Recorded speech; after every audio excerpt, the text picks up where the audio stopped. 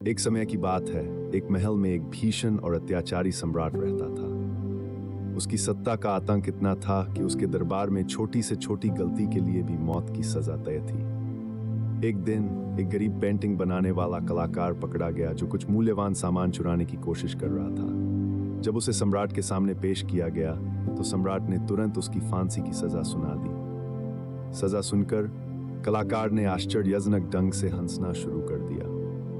सम्राट ने उसे ध्यान से देखा और पूछा, तुम्हें फांसी की सजा सुनाई गई है, तुम क्यों हंस रहे हो?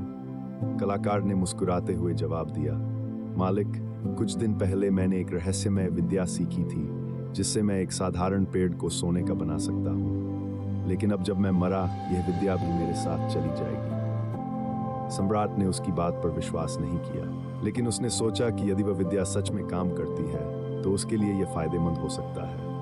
सम्राट ने प्रस्ताव रखा, यदि तुम मेरे बगीचे के सबसे साधारण पेड़ को सोने का बना सकते हो तो मैं तुम्हें माफ कर दूंगा और तुम्हें इतना धन दूंगा कि तुम्हें कभी भी कला के लिए संघर्ष नहीं करना पड़ेगा।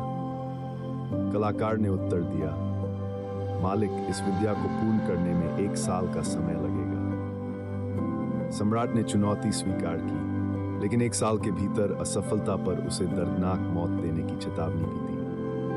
कलाकार ने अपनी पत्नी और बच्चों को आश्वस्त किया कि सब ठीक हो जाएगा और वह काम पर लग गया। जब वह घर लौटा तो उसकी पत्नी चिंतित थी और पूछी, राजा तो बहुत निर्दयी है, क्या तुम सच में पेड़ को सोने का बना सकते हो? कलाकार ने हंसते हुए कहा, मेरी प्यारी, मैं जानता हूं कि यह कठिन है, लेकिन मेरे पास 1 साल का समय है। इसमें कई संभावनाएं हैं। मैं खुद बीमार या दुर्घटना का शिकार हो सकता हूँ, सम्राट या उसका बगीचा खुद ही मर सकता है, या अगर मेरे भाग्य में मौत है तो 1 साल बाद ही सही।